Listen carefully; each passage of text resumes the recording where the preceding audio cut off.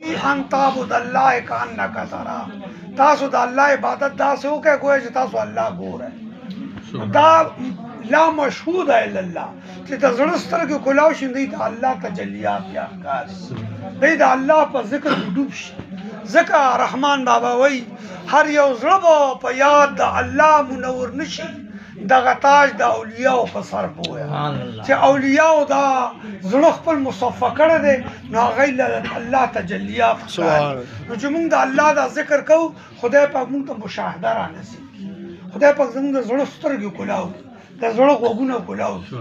دا غوږونه دا سترګې دا هېڅ څیز نه دی، اصل سترګې د زړه دي اور اصل غوږونه د دې زړه دي چې هغه کلاو شي نو هله انسان نه انسان. سبحان الله.